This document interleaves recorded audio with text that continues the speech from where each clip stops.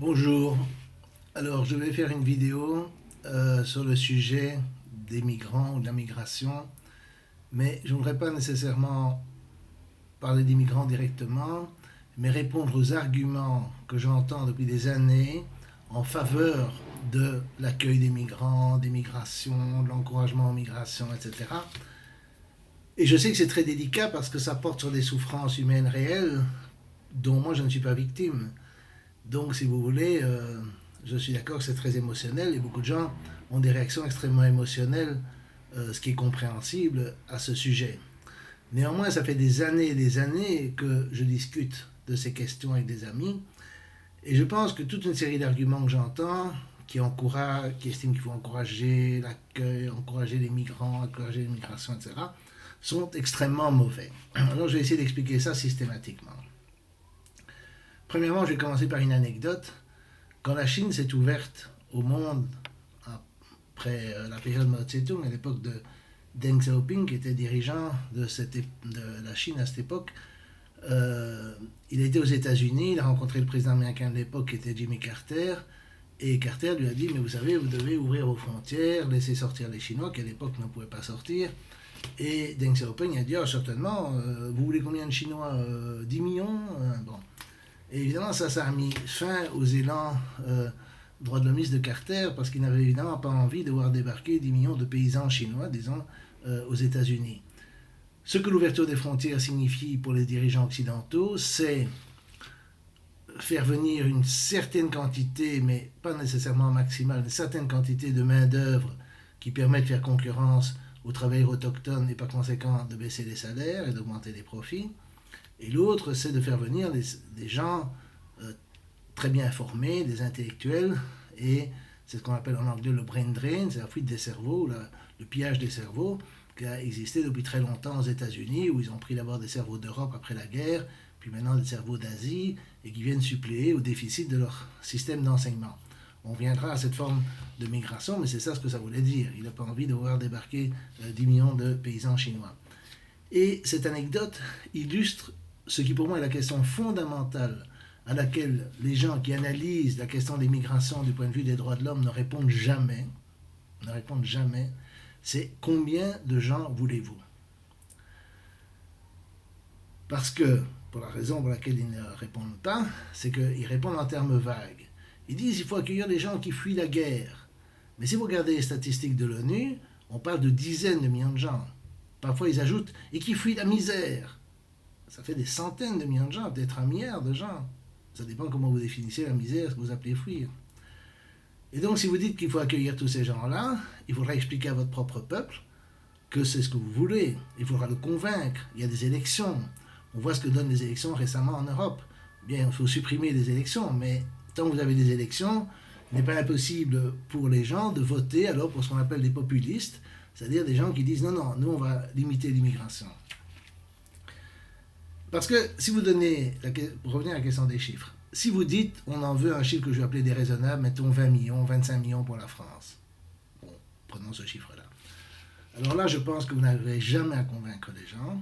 Et des arguments qui sont donnés, qui sont mauvais, qui vont dans le sens qu'on devrait accepter un maximum de gens venant ici, fouillant la misère, la guerre, etc. Ces arguments sont mauvais, mais on y viendra. Mais mettons que vous donniez un chiffre que j'appellerais raisonnable. Quelque chose comme 1 million. L'Allemagne a accepté ça en 2015, la crise des réfugiés syriens, etc. Alors, si vous dites cela, vous devez répondre à la question suivante, qui est qu'est-ce que vous faites le jour où le 1 million est là? D'abord, évidemment, c'est très vague, parce que vous dites 1 million, chaque individu personnellement peut se voir comme faisant partie du million. Donc, vous risquez d'attirer 2 millions, 3 millions de gens qui vont dire oh, moi, je fais partie du million. Et vous devrez dire aux autres non, non, maintenant, on a pris 1 million, c'est fini. Alors, si vous dites on en prend 1 million puis c'est fini, alors vous devez dire comment vous allez faire pour que ce soit fini. Vous allez devoir fermer les frontières. Mais donc vous allez devoir faire des politiques que vous-même aujourd'hui reprochez au gouvernement italien, hongrois, à Trump, etc. C'est-à-dire fermer les frontières.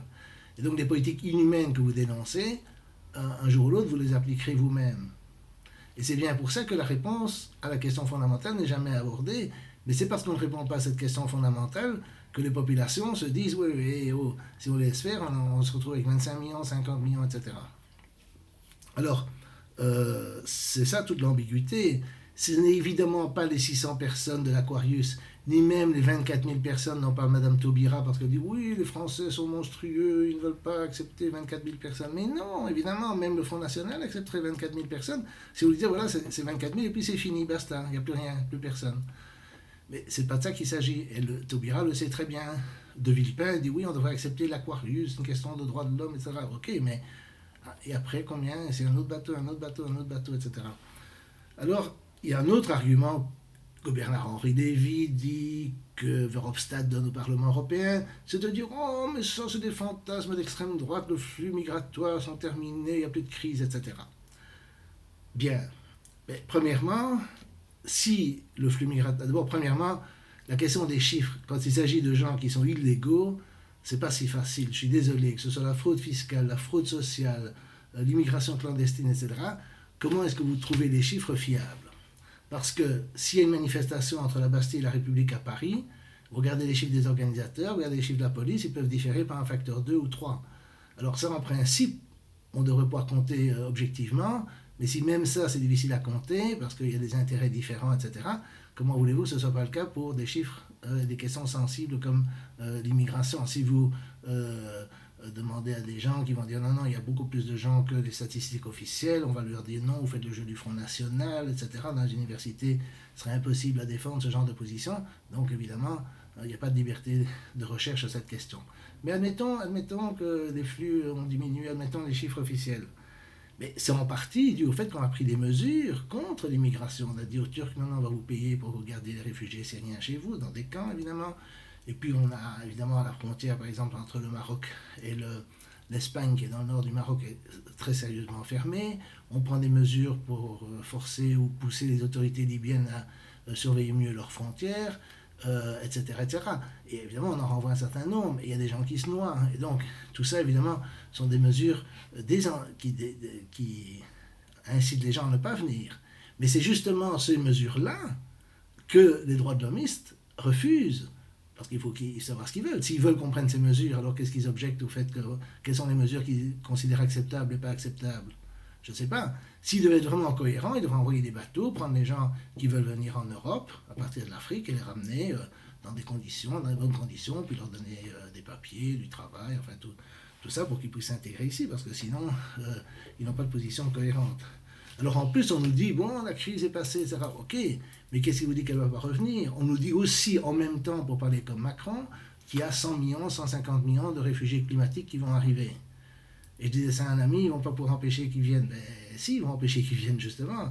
Mais si vous dites aux gens, écoutez, il y a 150 millions de gens qui vont arriver dans les années qui viennent, réfugiés climatiques en Europe venant du tiers-monde, vous allez voir la réaction. Et il y a l'explosion démographique en Afrique. On nous dit, oui, ils sont 1,250 milliard, mais ils sont 2,5 milliards au milieu du siècle, etc. Moi, je ne sais pas ce qu'il en est, je ne suis pas démographe, mais je cite les chiffres que je vois. Et 25% d'entre eux veulent venir, et bon. Ok, alors on parle de centaines de millions, c'est des centaines de millions, alors évidemment, il faut plus se moquer du grand remplacement, c'est le grand remplacement, et évidemment, ça ne sera pas accepté par la population. On viendra dans un moment, je vais venir aux arguments qui sont supposés faire accepter ces chiffres à la population, mais comme j'ai dit, il faut bien garder en tête la dichotomie, ou bien on prend tous ceux qui veulent venir, ou on encourage même ceux qui veulent à venir, ça c'est le discours officiel des droits de l'homiste, ou bien on dit voilà, non, c'est 1 million, puis après on ferme les frontières, on explique comment on les ferme, et on prend des mesures que les droits de l'homiste en général, auxquelles les droits de l'homiste en général objectent. Alors, les justifications, quand on donne des justifications, il ne faut pas oublier qu'en démocratie, ça doit être des justifications qui peuvent potentiellement convaincre le reste de la population. Parce que si vous donnez des justifications qui vous satisfont vous, qui vous donnent l'impression à vous d'être moralement supérieur aux autres, ça, c'est pas ça des justifications. Je voudrais des justifications qui peuvent convaincre les gens. Alors, j'ai passé en revue toutes celles qui sont données. D'abord, il y a l'argument de l'altruisme.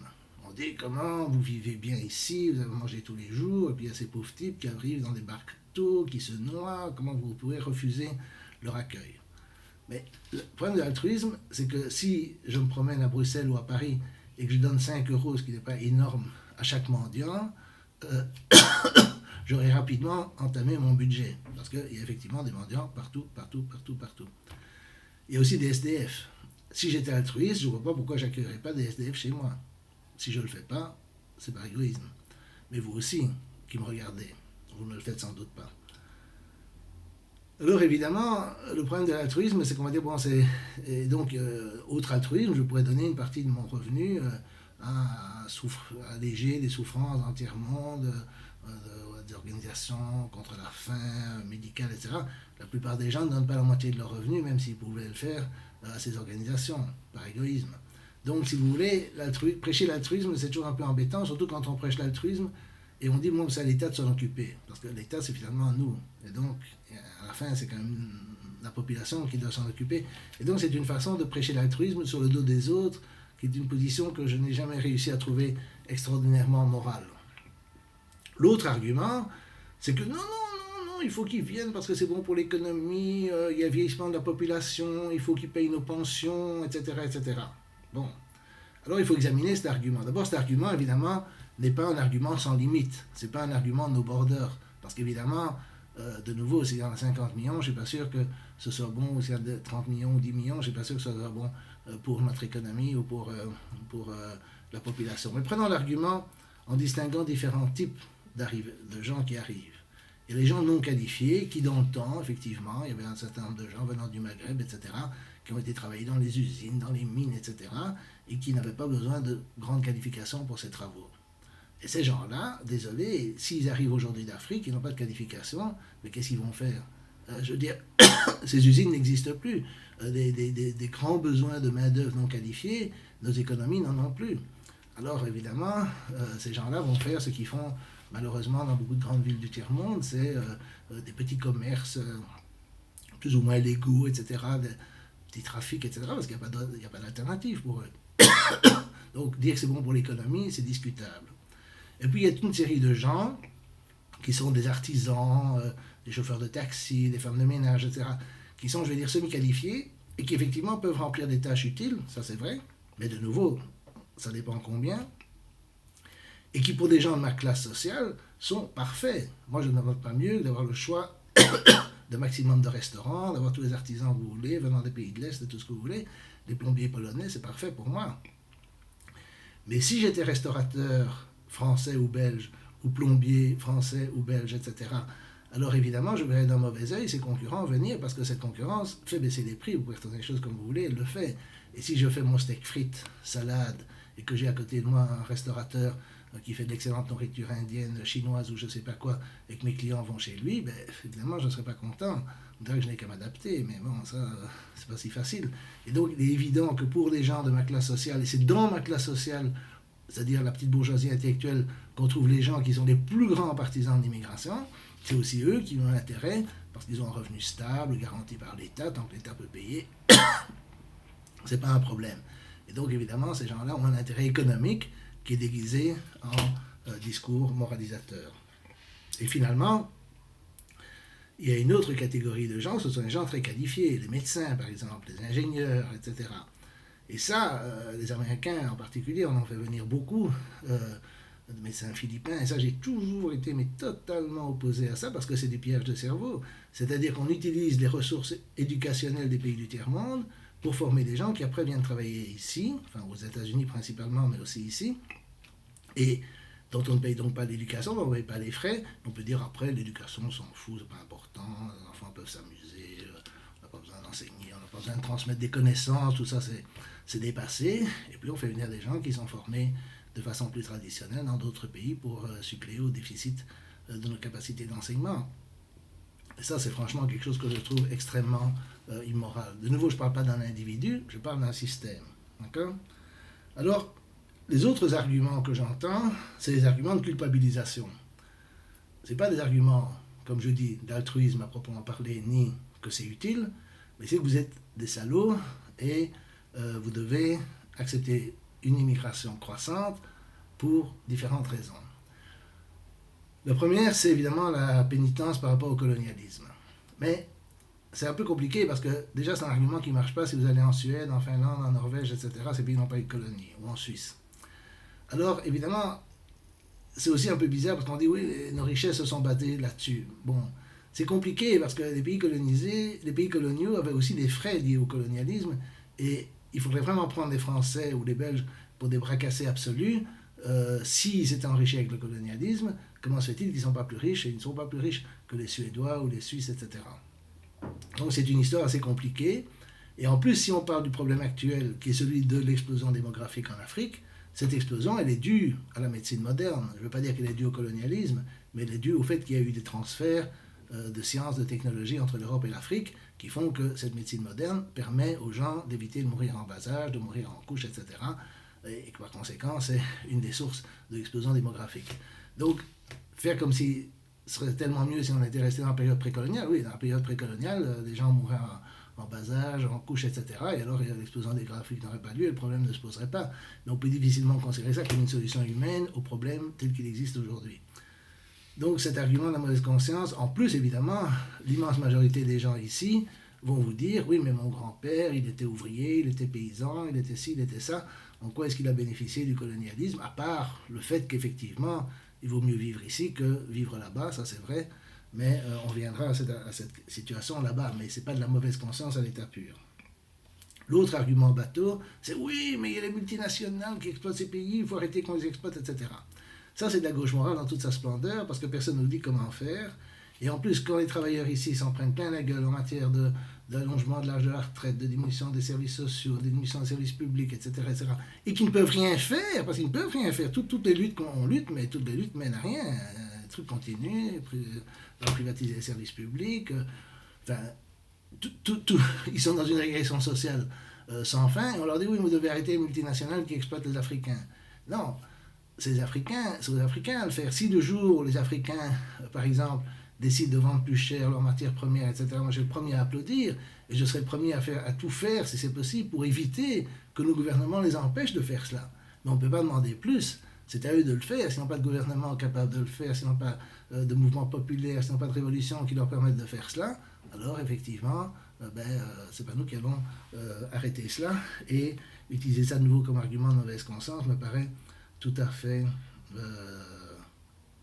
sûrement inopérant et injuste. Alors l'autre argument, c'est oui, mais vous voyez, il y a beaucoup plus de réfugiés en Turquie, au Liban, etc. qu'ici, ou dans d'autres pays africains. Bon. Ça c'est vrai, mais comme ce sont des pays limitrophes, les gens fuient dans les pays limitrophes et c'est pas très facile de les arrêter à la frontière. Israël le fait, mais d'autres pays ne peuvent pas le faire. Et comme ici, il y a quand même des barrières à franchir, soit il faut traverser les Balkans, soit il faut traverser la Méditerranée, etc., etc. Demander aux gens de supprimer ces barrières naturelles, parce que d'autres n'ont pas ces barrières naturelles et sont bien obligés d'accepter des réfugiés, qu'ils mettent souvent dans des camps, il ne faut pas oublier, ça veut dire beaucoup de réfugiés palestiniens de 1948 sont encore dans des camps. Donc si on veut mettre les réfugiés dans des camps, il faut le dire, mais ce n'est pas tout à fait ça le discours des droits de l'homme non plus, on ne peut pas les mettre dans des camps. Donc il y a de nouveau une grande hypocrisie. Et alors l'autre argument c'est oui, mais il y a eu des réfugiés européens, des gens qui ont évidemment fui par dizaines de millions en Amérique, des réfugiés belges pendant les deux guerres en France, des réfugiés espagnols après la guerre d'Espagne en France, etc., etc. La réponse à cela, c'est qu'évidemment, de nouveau, comme c'était des pays limitrophes, des pays d'accueil, si on peut dire, n'avaient pas beaucoup le choix. Deuxièmement, ils n'ont pas toujours été accueillis à bras ouverts. Troisièmement, quand les guerres étaient terminées, au moins pour les Belges, bon, l'Espagne c'est plus compliqué, mais pour les Belges, ils sont rentrés chez eux. Si on garantit à la population ici que tous les gens qui fuient réellement les guerres, pas des gens qui fuient pour des raisons économiques, mais qui sont réellement des pays en guerre, qui fuient les guerres, dès que la guerre est terminée, ils rentrent chez eux, mettons les Syriens, alors l'acceptation sera beaucoup plus grande. Mais c'est de nouveau pas le discours des droits de l'homme, parce que le discours des droits de l'homme, c'est qu'ils ont évidemment le droit de rester. Et donc évidemment, les gens vont s'inquiéter d'autant plus qu'ils se disent que c'est un processus sans fin. En plus, si on considère qu'il faut mettre fin à la guerre, il aurait fallu depuis longtemps arrêter de soutenir les rebelles en Syrie, parce que c'est ça le principal facteur qui a perpétué la guerre. C'est pas que nous faisons la guerre là, mais nous avons tout fait pour déstabiliser ce pays, enfin jusque récemment en tout cas, et comment dirais-je, encourager aussi la fuite de jeunes en âge militaire, en âge de combattre, ce qui était une façon d'encourager la désertion. Moi, j'aurais peut-être déserté si j'étais à leur place. C'est pas une question de jugement à leur égard, mais l'encouragement à ce phénomène, évidemment, était de nouveau une façon d'affaiblir la Syrie et de renforcer les djihadistes.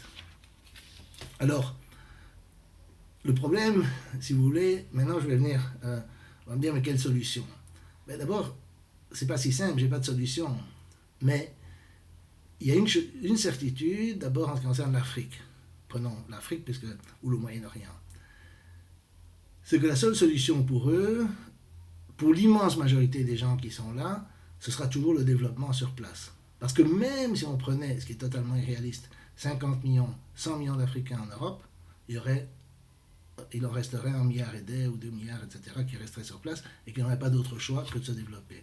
Ça a été le cas pour toute l'immigration européenne.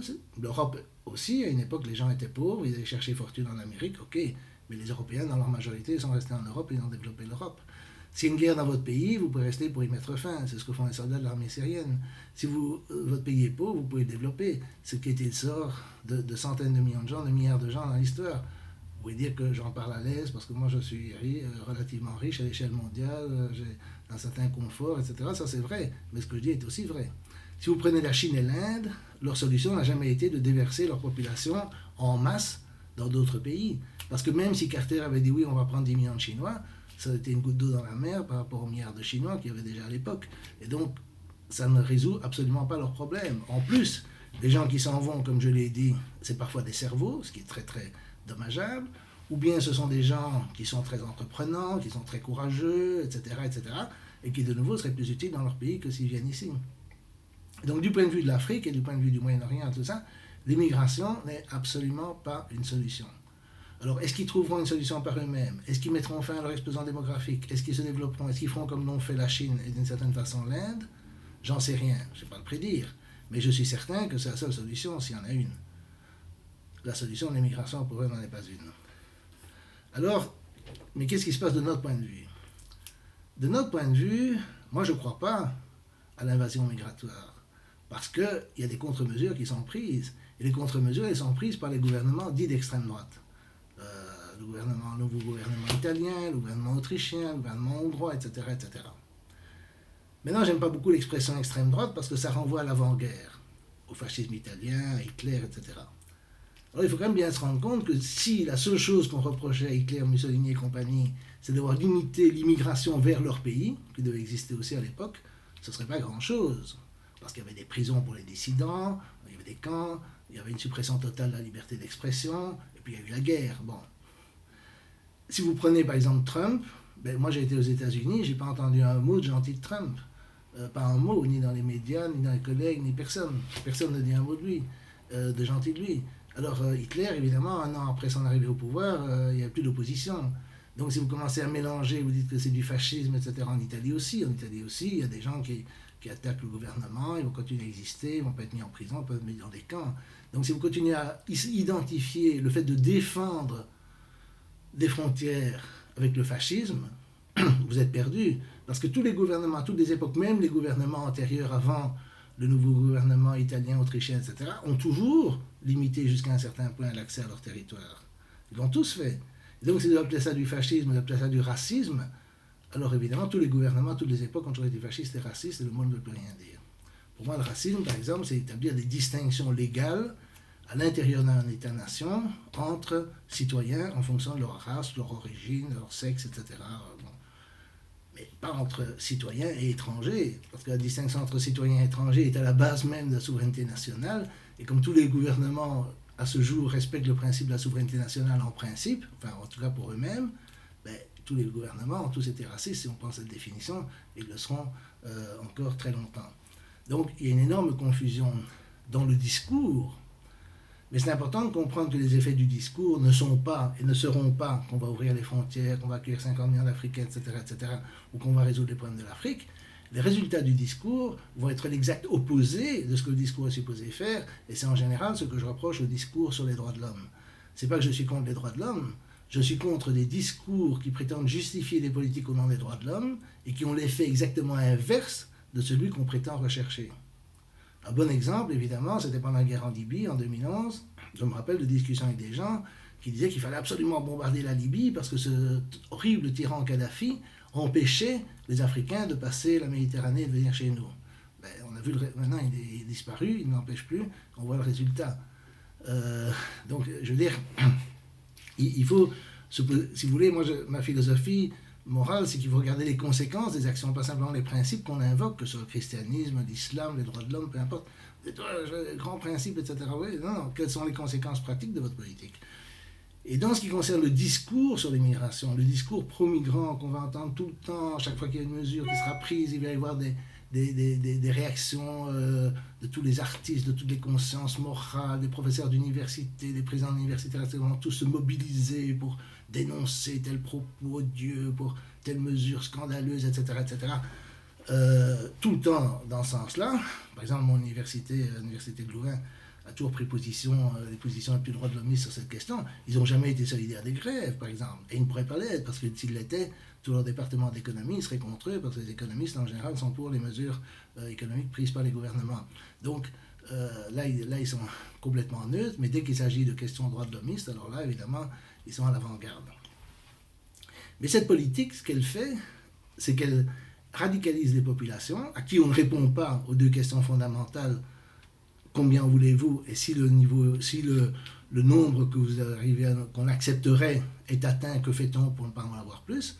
On ne répond pas à ces deux questions-là. Alors évidemment, les populations se tournent vers la droite, parce que la droite, ou les populistes, parce qu'eux, ils disent non, nous, on va bloquer les frontières. Alors ils y arriveront pas, mais je crois qu'ils y arriveront en partie, comme toujours, parce que c'est une question de plus ou de moins.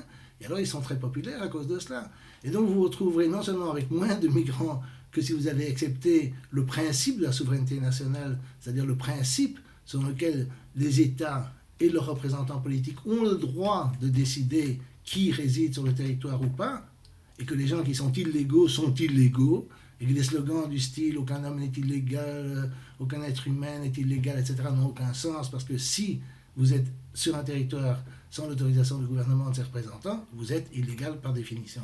Si on acceptait ce principe, on acceptait le droit des peuples ou des États à déterminer leur taux de migration, bien ou mal, et puis on argumente en disant non, il en faudrait plus, c'est bon pour l'économie, etc., mais avec des arguments rationnels, avec des arguments audibles par tout le monde, des arguments qui ne sont pas des arguments de faux arguments ou des arguments de mauvaise conscience.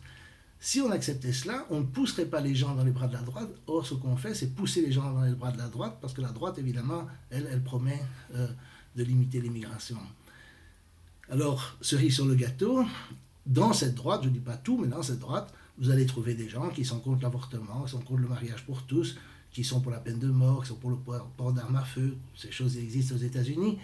Et vous le trouvez évidemment encore plus aux États-Unis. Vous avez toutes sortes de courants réactionnaires qui vont s'attaquer justement aux droits de l'homme que vous pensez avoir acquis, parce que votre discours sur les droits de l'homme va pousser au gouvernement des droites qui n'aiment pas spécialement ce que vous considérez comme des droits de l'homme, c'est-à-dire l'abolition de la peine de mort, l'avortement libre et gratuit, des choses comme ça. Et donc vous allez avoir l'exact opposé de la politique que vous cherchiez, mais c'est évidemment ce qui s'est passé avec la Libye et la Syrie. Les mêmes discours sur les droits de l'homme ont voulu détruire la Libye, on voit le résultat, et ont voulu détruire la Syrie, on voit le résultat. Et donc je plaide pour une morale qu'on appelle parfois conséquentialiste, si on veut, pour utiliser des grands mots, c'est-à-dire qui juge les actes en fonction des conséquences prévisibles. Et en fait, dans ce cas-ci, elles sont totalement prévisibles, elles sont depuis longtemps, et pas seulement sur les grands principes qu'on s'est posé mettre en avant et qui sont souvent le masque de beaucoup d'hypocrisie, comme c'est le cas dans toutes les religions. Voilà, je vais m'arrêter ici, et à la prochaine.